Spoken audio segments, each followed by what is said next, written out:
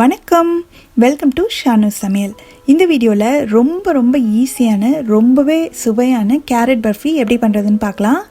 இது ரொம்ப குறைவான பொருட்கள் வச்சு எல்லாராலையுமே ஈஸியாக செய்யக்கூடிய ஒரு ஸ்வீட் தான். செய்ய ஸ்டார்ட் பண்ணலாம். பர்ஃபி செய்ய ஆரம்பிக்கிறதுக்கு முன்னாடியே நம்ம எந்த பாத்திரத்தில் இந்த பர்ஃபியை மாற்ற போகிறோமோ அதில் கொஞ்சமாக நெய் தடவி ஃபுல்லாக க்ரீஸ் பண்ணி வச்சிடணும். நான் இந்த ட்ரேயில் 1 டீஸ்பூன் அளவுக்கு நெய் சேர்த்துட்டு அது நல்லா அந்த ட்ரே ஃபுல்லாக ஸ்ப்ரெட் பண்ணி ரெடியாக பக்கத்துலேயே வச்சுக்க போகிறேன்.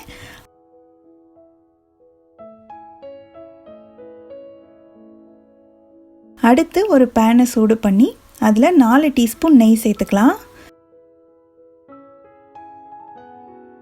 நெய் சூடானதுக்கப்புறமா 1/2 கப் அளவுக்கு துருவின கேரட்டு, அது கூடவே 1/2 கப் அளவு துருவின தேங்காய். என்கிட்ட ஃப்ரெஷ்ஷான தேங்காய் இல்லைன்றதுனால நான் டெசிகேட்டட் கோகோனட் சேர்க்குறேன். உங்கள்கிட்ட ஃப்ரெஷ்ஷான தேங்காய் இருந்தால் நீங்கள் அதையே சேர்த்துக்கோங்க. இப்போது இது நெய்லேயே இது ரெண்டையும் நல்லா வதக்கிக்கணும். கருகிராமல் கைவிடாமல் கிளறிட்டே இருங்க. நல்ல ஒரு வாசனை வர வரைக்கும் நம்ம இதை வறுக்கணும். நம்ம சேர்த்த கேரட் பார்த்திங்கன்னா ஃபஸ்ட்டு இந்த கலரோட இப்போ லேஸ் கலராக மாறி இருக்குது. இந்த அளவுக்கு நம்ம இதை வதக்கிக்கணும். நல்ல ஒரு வாசனையும் வர ஆரம்பிச்சிருச்சு. இந்த ஸ்டேஜில் 1 கப் அளவு சுகர் சேர்க்க போகிறோம். சுகர் சேர்த்துட்டு இது நல்லா கலந்து விடணும்.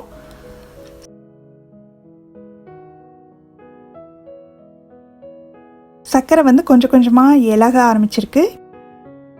இப்போ பார்த்திங்கன்னா நம்ம சேர்த்த சர்க்கரை எல்லாமே நல்லா கரைஞ்சி ஒரு மாதிரி தண்ணி ஆயிடுச்சு மிக்சரு. இதை கண்டினியூஸாக நம்ம குக் பண்ணிகிட்டே இருக்கணும்.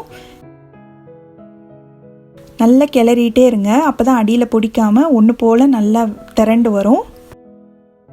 இப்போ இந்த ஸ்டேஜில் ஒரு 1/4 டீஸ்பூன் அளவுக்கு ஏலக்காய் தூள் சேர்த்துடலாம்.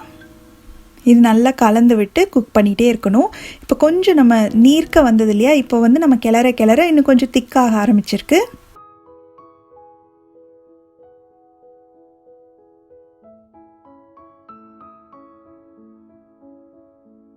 இப்போ கொஞ்சம் நேரத்துலேயே பார்த்திங்கன்னா நம்ம கிளறாமல் விட்டிங்கன்னா சுற்றி அந்த ஓரங்கள் எல்லாத்துலேயும் ஒரு மாதிரி நுரக்கட்டி வரும்.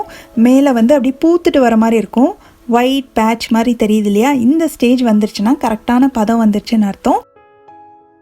இப்போ உடனே ஸ்டவ் ஆஃப் பண்ணிவிட்டு நம்ம ரெடி பண்ணி வச்சுருக்கிற அந்த ட்ரேயில் இதை கொட்டி நல்லா சமப்படுத்தி விட்டலாம். இதை கொஞ்சம் நேரம் அப்படியே விட்டலாம், கொஞ்சம் ஆறணும். இது ஓரளவுக்கு ஆறிடுச்சு. லேசாக வெதுன்னு இருக்குது. இந்த மாதிரி கம்ப்ளீட்டாக ஆறுறதுக்கு முன்னாடியே நம்ம எந்த ஷேப்பில் வேணுமோ அந்த ஷேப்பில் ஃபஸ்ட்டு கத்தியை வச்சு இந்த மாதிரி கட் பண்ணி விட்டுறணும்.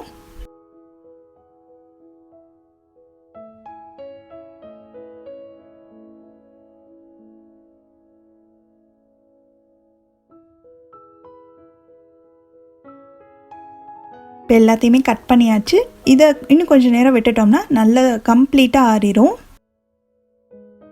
இப்போ நல்லா ஆறினதுக்கப்புறமா மறுபடியும் நம்ம எங்கே கத்தியை வச்சு கோடு போட்டிருக்கோமோ அது மேலேயே அப்படியே போட்டோம்னா ஈஸியாக எடுக்க வந்துடும்.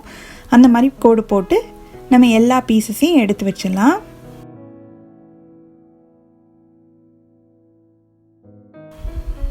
பாருங்கள் எவ்வளோ சூப்பராக வந்திருக்குன்னு. பார்க்குறதுக்கும் ரொம்ப கலர்ஃபுல்லாக இருக்குது. செய்கிறதும் ரொம்ப ஈஸி தான். ஜஸ்ட்டு ஒரு 4 பொருள் இருந்தாலே ஈஸியாக செஞ்சு முடிச்சிடலாம்.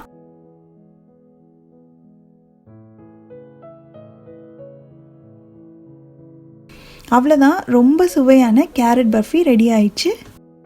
நீங்களும் இந்த ரெசிபியை கண்டிப்பாக வீட்டில் ட்ரை பண்ணி பார்த்துட்டு எப்படி வந்ததுன்ற கமெண்ட்ஸ் சொல்லுங்கள். இதே மாதிரி நிறைய வீடியோஸ் பார்க்கணுன்னா இந்த சேனலுக்கு சப்ஸ்கிரைப் பண்ணுங்கள். ஷானு சமையல், எளிய முறையில் இனிய சுவையில். நன்றி.